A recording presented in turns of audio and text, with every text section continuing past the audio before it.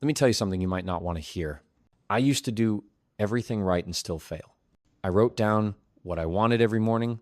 I cut out pictures of mansions, cars, and love and taped them all over my wall like a sacred ritual. I repeated positive affirmations like they were spells that would summon miracles.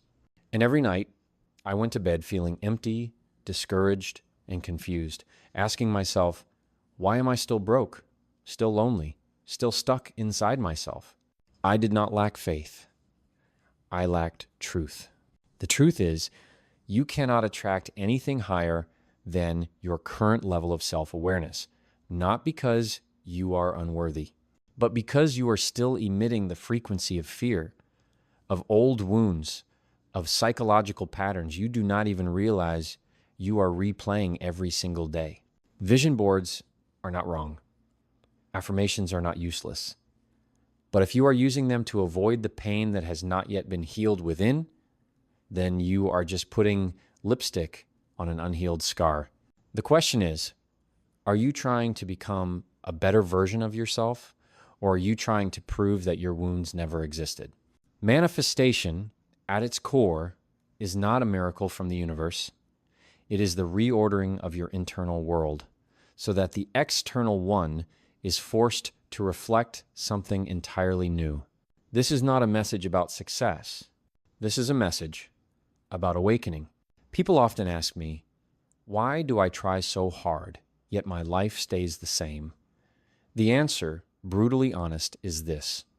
You are not living according to what you want. You are living according to what you are used to. We do not attract what we dream of. We attract what we are familiar with, accepting. And most of that was deeply imprinted into your subconscious when you were a child, at a time when you had no power to choose. Manifestation does not start with mansion photos or shouting, I am wealthy in front of the mirror. It starts when you dare to look inward and ask, who is running the show inside me? Is it the cold father who made you feel invisible? The rigid mother who made you believe love always comes with sacrifice? Or is it your ego wearing a confident mask but constantly afraid of being hurt again? This is why I say, self-awareness is the first soil in which to plant everything you want to attract. If you do not see your wounds clearly, they will keep influencing how you choose, react, and stay attached to the world around you. You cannot attract a healthy love if you still believe you are unworthy of being loved. You cannot hold on to money if you unconsciously fear that wealth means losing humility. You cannot be free if your core belief is, I am only safe when I please others. A neuroscientist once said, you cannot attract anything beyond the frequency of your emotions. This is not some mystical philosophy. It is a very real mechanism of the brain. The brain filters information based on the beliefs you hold. If you believe the world is a dangerous place, you will only see threats. If you believe you are always lacking, you will keep living in scarcity, no matter how much your external reality changes. And you will never rewrite any story in your life until you are brave enough to see how deeply the old one still controls you. Be honest with yourself. Do you feel safe with money? Do you believe you are worthy of deep love? Do you truly believe your life matters? These are not rhetorical questions. They are a map. Every answer is a compass pointing you back to yourself. I used to think success would come if I wanted it badly enough. But the truth is, you cannot want something you do not believe is meant for you. And if deep down you still believe I am not worthy, I am not good enough, I cannot do it, then no matter how many self-help books you read, you will end up back at the starting line. The first step is not action. It is awakening. Start by rewriting. Not your new goals, but your old memories. Recall the first time you realized money made your parents fight.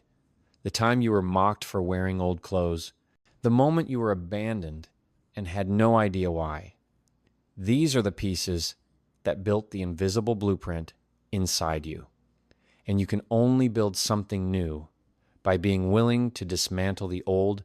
There is nothing wrong with once living in fear. But continuing to let that fear decide your future, that is betrayal of the self. Instead of asking, how can I have more?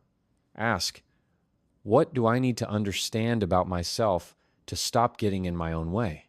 From there, every door will begin to open. Do you want to keep writing? Are you trying to live your dream life through the same memories that once broke you? That is why you are still stuck. It is not that you are unworthy of love, wealth, or peace. It is that you unconsciously believe you are not allowed to have them. Start here. Manifestation does not begin with a vision board. It begins with a psychological concept most people ignore, and you will discover it in the next part. I used to believe that the universe would send me what I desired as long as I kept holding that image in my mind, but then I realized something that chilled me to the core. You do not attract what you want. You only attract what you have unconsciously become. You want a healthy relationship, but you are still carrying the wound of a child who was never truly heard. You crave financial freedom, but deep inside you believe that money always comes with sacrifice and loss. You long to be seen and validated, but a small voice inside keeps whispering, I am not good enough. You can repeat the mantra, I am worthy 1,000 times, but if your nervous system is still wired for fear, if your mind is still anchored to memories of pain, rejection, and trauma, you will keep attracting people, situations, and decisions that reinforce those same limiting beliefs. Why? Because you cannot attract what you are not yet capable of receiving. In other words, the universe does not respond to your desires. It mirrors what you are radiating. A neuroscientist once told me something that took my breath away. You attract others based on your psychological wounds. When I heard that, a flood of memories came rushing in. The relationships that drained me, the people I thought were fate, but who were really collisions between two unhealed wounds. And this does not apply only to love. It applies to work, money, and every connection you have in life. If you are someone who only feels worthy when you please others, you will attract people who crave control. If you have never been validated, you will seek out environments where you constantly have to prove yourself. If you grew up in scarcity, you will unconsciously recreate a life that always feels like it is almost running out. I know this sounds painful, but the truth, when faced directly, always has the power to heal. Because only when you see the root can you begin to change from the core. Think about the people you have been attached to. The ones who made you feel empty, anxious, exhausted. Where did they come from? Why did you let them in? Again and again. Do you notice the pattern among them? They are reflections of who you were before you healed. You do not need to blame yourself for the wrong choices, but you do need to be brave enough to ask, who am I attracting and why am I allowing it? Because once you realize that what comes into your life is not random, but a reflection of energetic resonance, you will stop blaming and start reshaping yourself from within. I want you to take a few minutes to reflect. Who are you unconsciously attracting into your life right now? What do they reflect back to you? Leave a comment below and share honestly if you see yourself in this. And if what I shared helped you awaken in any way, please like this video and subscribe. We have so much more to unravel together. Do you want to keep writing? You are not the one choosing who enters your life. It is your wounds that are choosing them. The more desperately you crave love, the more likely you are to fall for someone who makes you feel unlovable. Why is it that the people who hurt you are often the hardest ones to walk away from? The answer lies in your psychological wounds, and you will understand that more deeply in the next part. The most powerful language in your life is not found in any book. It does not come from the advice of someone more successful than you, and it is definitely not in the quotes you tape to your computer screen. The most powerful language is what you whisper to yourself every single day. That inner story is rewriting your destiny by the hour, by the minute. When I was a child, I used to look at myself in the mirror and not see someone capable of changing his life. I only saw a skinny, awkward boy, a disappointment in the eyes of others, and in despair within himself. I did not know what to call that feeling, but I knew it had stayed too long to be just a passing moment. And as the years went by, I grew up, learned how to wear a suit, learned how to say the right things, learned how to make money. But inside, that old voice still lingered, whispering, "You are not enough." It did not need to shout. It just needed to speak long enough. You see, it is not the outside circumstances that make you fail. It is the recording inside you that you have never turned off. What makes you miss opportunities is not that you are not good enough, but that when the opportunity comes, you are too busy believing you do not deserve to take it. And the scary part is, most of us have no idea how we talk to ourselves every day. What do you say to yourself when your bank account dips below safe? What do you tell yourself when you are rejected in a relationship? When you fail in business? When you see someone doing better than you? Those internal conversations, silent and faceless as they are the core of your life. Because you do not live according to what is right, you live according to what is familiar. And if the stories in your head are always about scarcity, fear, doubt, and regret, then everything you do will follow that exact trajectory. You will act from anxiety, choose from defensiveness, and quietly sabotage yourself without even realizing it. Your inner narrative is what determines whether you walk into a room with your head high or lowered. It shapes how you see others, but more importantly, it defines how you think others see you. A confident person does not need to shout to prove anything, because they are not fighting a story in their head. They have learned to rewrite it. And this does not come from just thinking positively. I do not believe in taping. I am enough on the mirror and hoping it changes everything. I believe in sitting down, being radically honest with yourself, and naming the memories that distorted your view of life. Because you cannot write the next chapter if you are still stuck in an old paragraph you never truly read. Remember, your memories do not define you, but the way you interpret them determines who you become. Someone who is betrayed can choose to believe they deserved to be abandoned, or they can choose to believe they were strong enough to survive betrayal and learn to love themselves more deeply. Same event, two very different lives. You do not have to do anything grand today. But you do need to start with one thing. Listen to the voice inside you and ask where it really came from. It might be the voice of someone who once hurt you. It might be a comment you overheard at age 12 that never left. It might be the voice of someone you once loved but could not keep. But today, you get to choose. That voice no longer gets to control you. We do not get to choose what happened to us, but we do get to choose how we tell the story. And the moment you change the story, you change the future. There's a truth few people talk about. Most of us do not have a problem with money. We have a problem with the emotions attached to money. You are not afraid of money. You are afraid of the memories that come with it. The first time you saw your parents fight over an unpaid electricity bill, the time you were denied a tutoring class because mom couldn't afford it, the times you nodded silently to avoid being called money hungry, materialistic, or worse, someone who would compromise their values for cash. The issue is not the number in your account. The issue is the guilt, shame, scarcity, and fear that arise every time you think about earning money, keeping money, or claiming your true worth. I used to be that way. I used to bow my head when stating my service price. I used to turn down opportunities because I felt not ready, but really, I was avoiding the insecurity inside myself. And then one day, I asked a simple question. If money were a person, how would I treat it? The answer shook me. I realized I treated money like someone both seductive and dangerous. I wanted it, but felt guilty getting close. I chased it, then pushed it away. I did not trust it to stay, so I never truly held on. And when I started asking others the same question, I realized I was not alone. Someone said, "I'm afraid money will abandon me." Another said, "I feel like money looks down on me." One person was brutally honest. "I only use money when I have to, then throw it away. Money is a burden." What about you? When you think of money, what do you see? A friend or a threat? A possibility or a wound? Each of us has a money story, a narrative shaped by our earliest experiences with money. And from that story, we develop a money style, the way we react to money in daily life. People who save excessively may not be disciplined. They may be afraid of lack.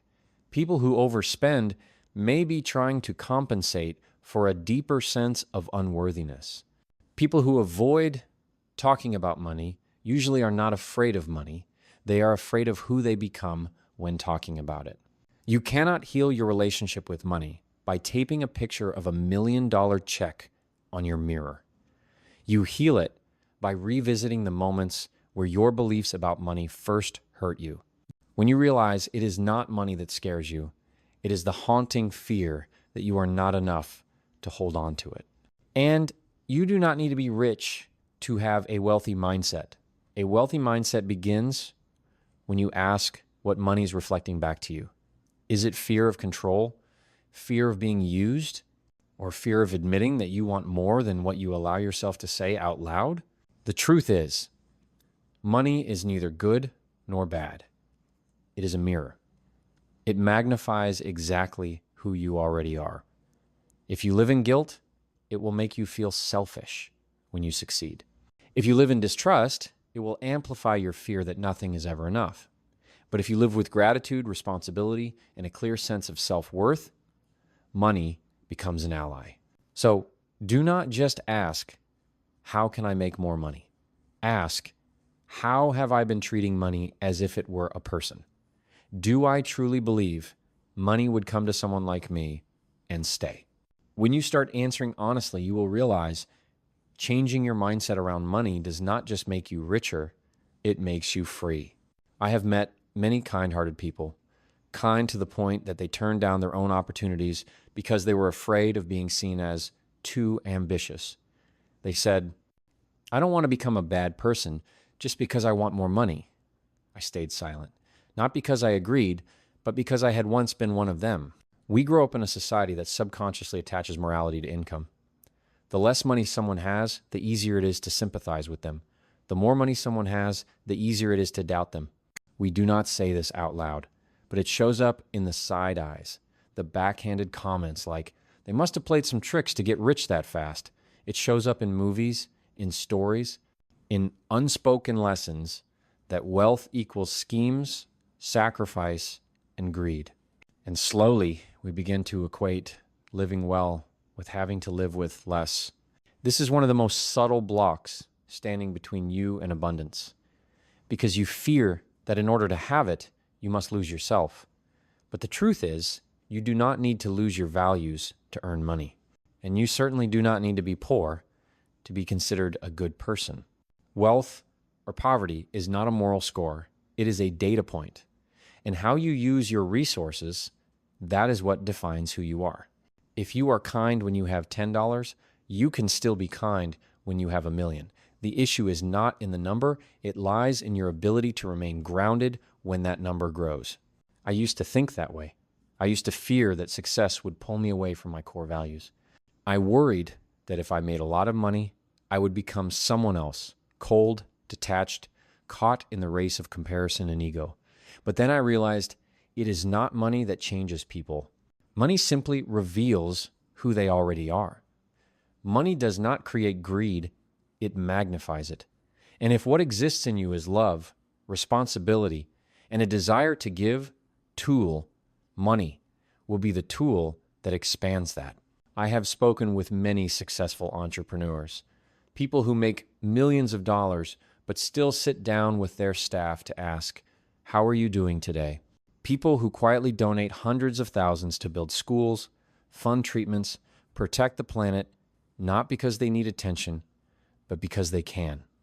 They did not change who they were to achieve success. They expanded who they were to carry more.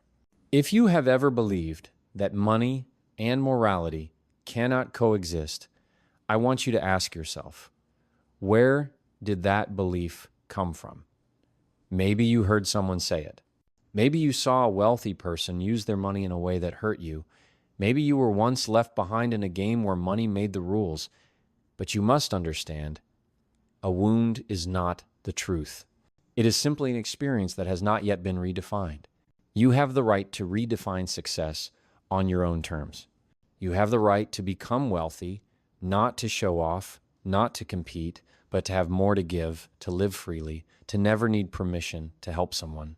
You have the right to walk into this world with enough strength to stay grounded, whether money comes in small waves or large ones. Success does not take your identity from you. It simply requires you to become a more solid version of who you already are. And if you enter that journey with awareness, gratitude, and a heart for service, then wealth will not just be something you have, it will be something you become. If money walked into the room right now, what would you do?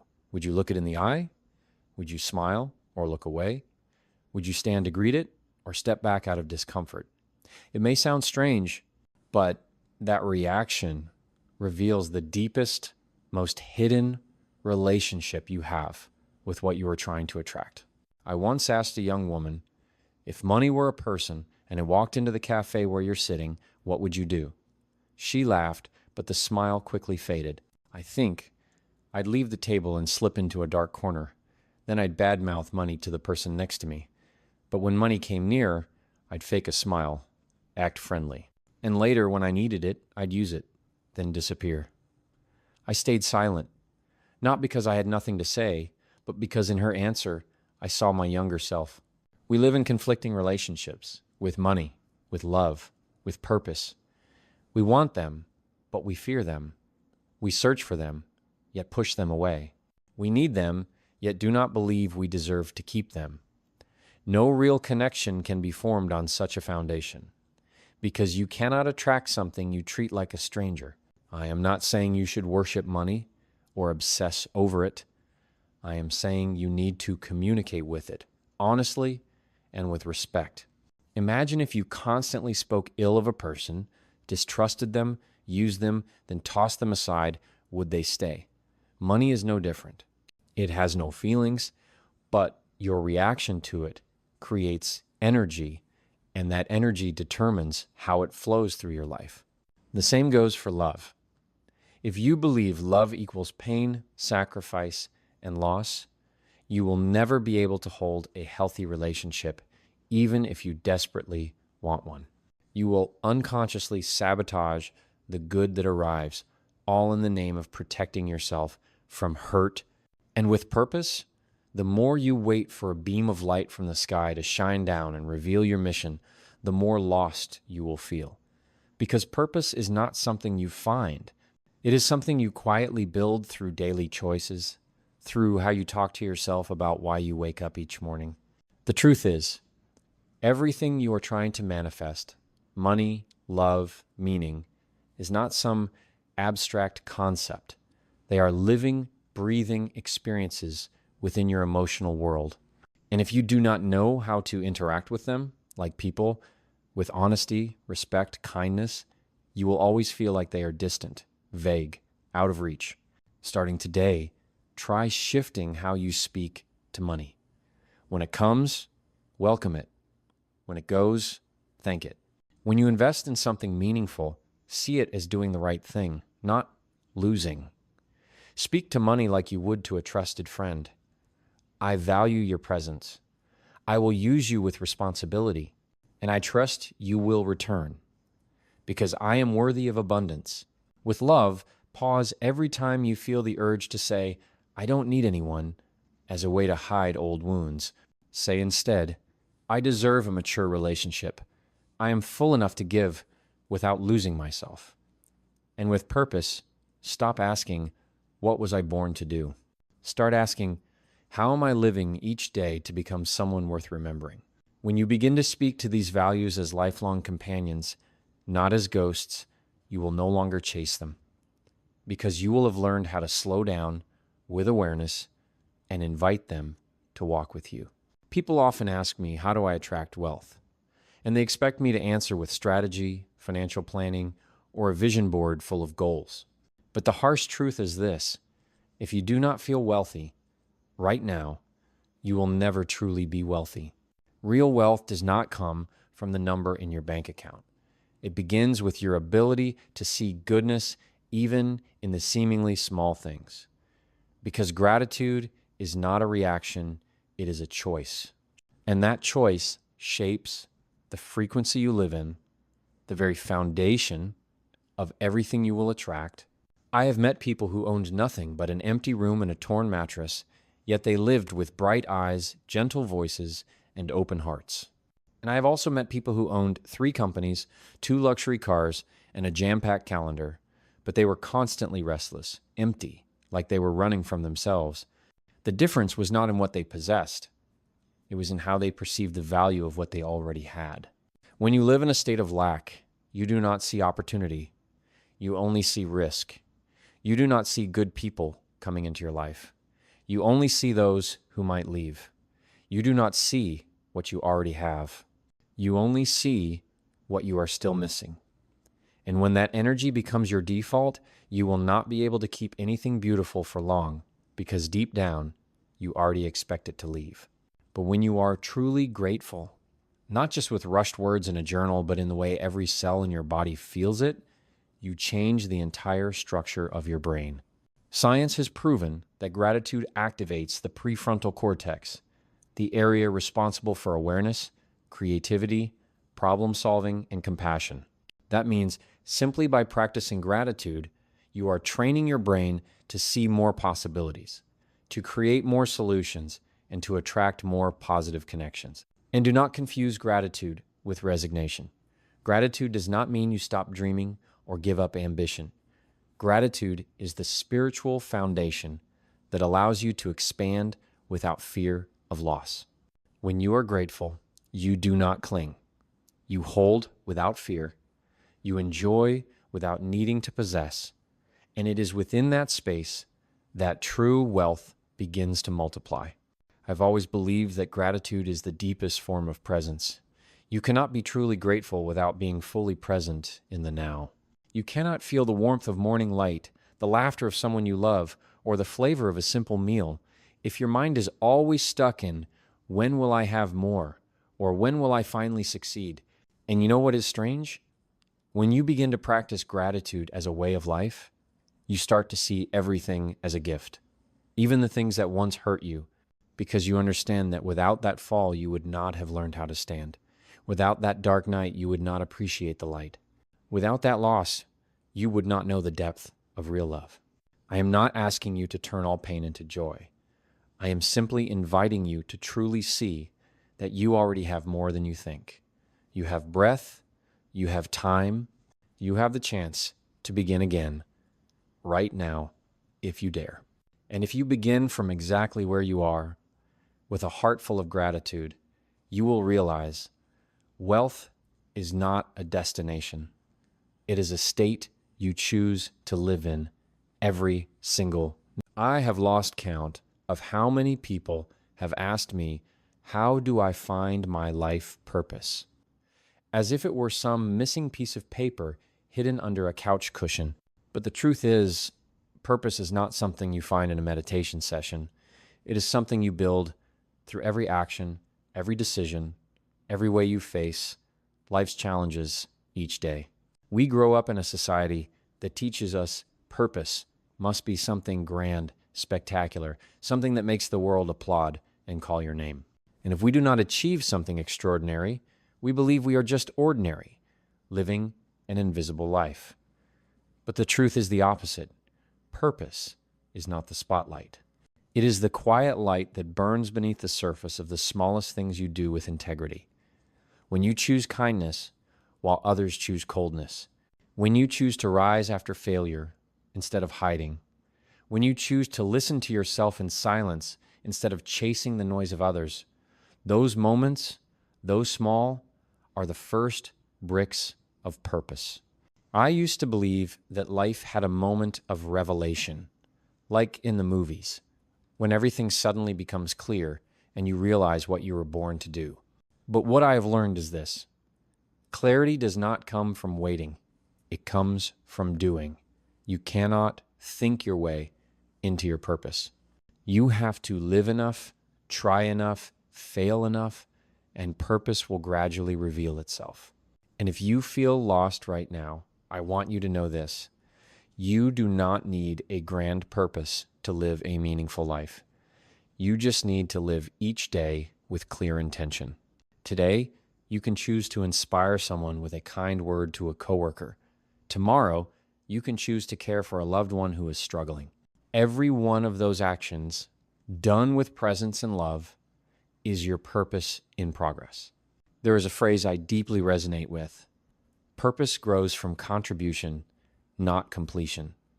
Purpose does not come from finishing something great. It comes from whether you are giving something of yourself each day. Are you helping someone become a little better, warmer, stronger, even just a little?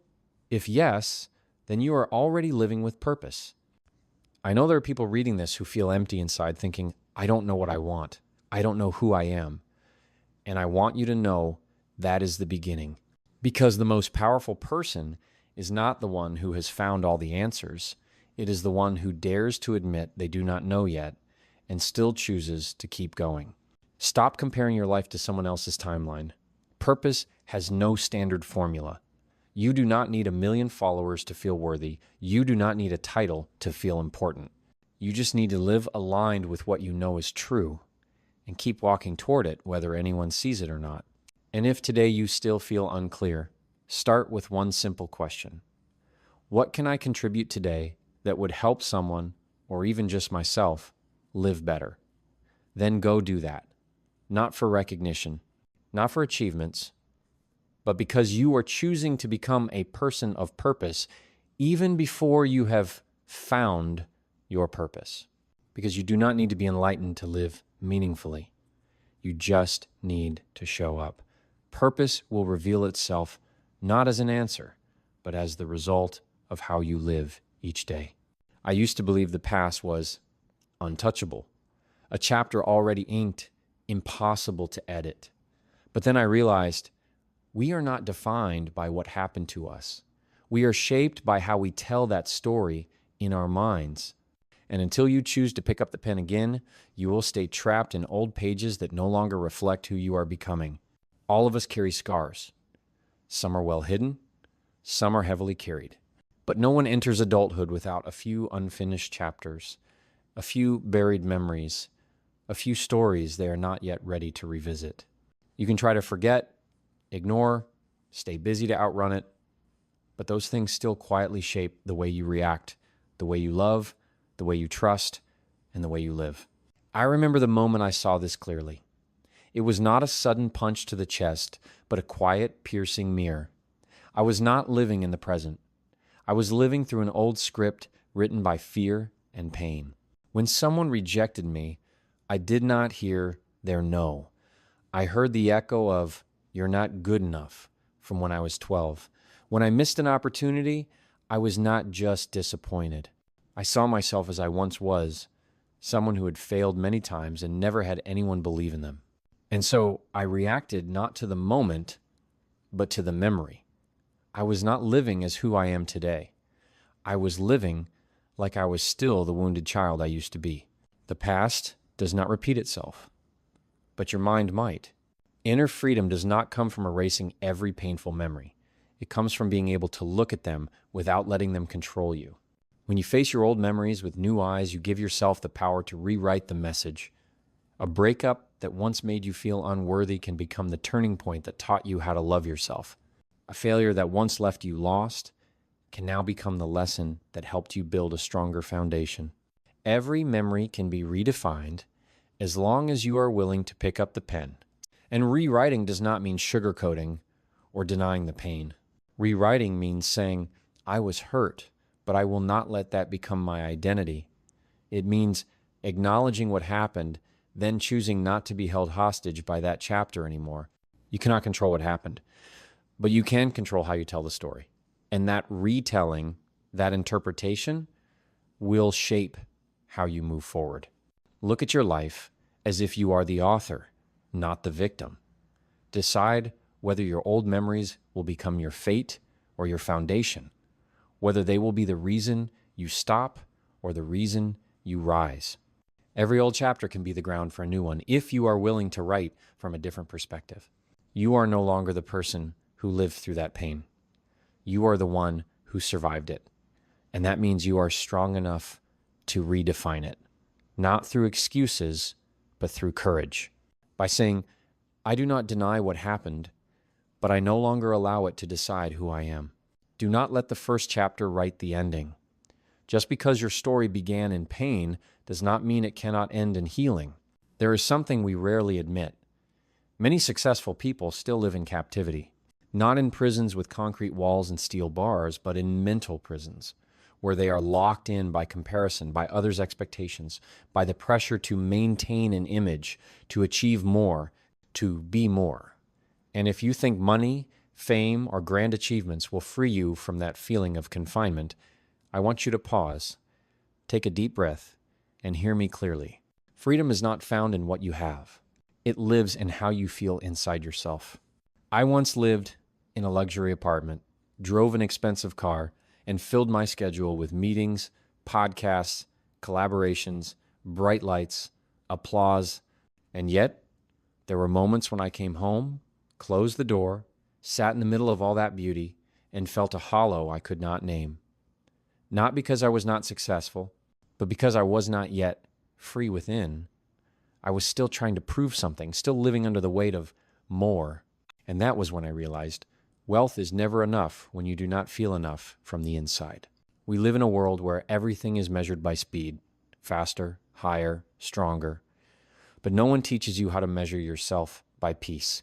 No one tells you that keeping your mind steady in chaos is the real peak of achievement. No one says that no matter how much money you make, if you do not have inner stillness, you will always feel a lack, and that lack is endless. I used to think wealth meant owning more. Now I believe wealth is the ability to say no to what you do not need in order to protect what you cannot live without peace. Wealth is when you do not need permission to be yourself, when you do not seek anyone's approval to feel that you are enough, worthy, or valuable. When you can live a quiet life and still carry self-respect, when you stop playing a role in society's performance and start living in truth with yourself. No one says this clearly enough, so let me say it for you. Success does not require you to lose yourself. You do not need to become cold, burned out, or disconnected from your emotions to climb the ladder. In fact, the closer you are to your truest self, the more sustainable your success becomes. Not success to flaunt, but success that lets you sleep well, speak honestly, and live fully. I once heard a quote that awakened something in me. Inner peace is the new rich. And when I look back at my journey, I understand that more than ever. Because you can have everything and still live like someone who is always missing something. Missing time, missing love, missing meaning. But what you are truly missing is permission to be at peace. Do not mistake being busy for being successful. Do not confuse noise for applause. And never trade your inner stillness for outside validation. Because in the end, a life worth living is not a life that must be proven. It is a life that can be felt fully, clearly, and freely. You have just walked through a journey that was far from simple, not because it was long, but because it asked you to look deeply within yourself, to understand this. You do not attract what you want. You attract what you believe you deserve. You do not need another action plan. You need an honest portrait of who you are. And from there, you choose again. Your beliefs, your responses, your way of speaking with money, with love, with life. No one can live for you. No one can heal for you. But if you are brave enough to begin with self-awareness, with gratitude, with a desire to live with purpose, then every small step you take, every conscious choice you make becomes a declaration to the universe. I am ready. Ready to live, not just to survive. Ready to love, not just to be loved in return. Ready to give, not from emptiness, but from deep inner fullness.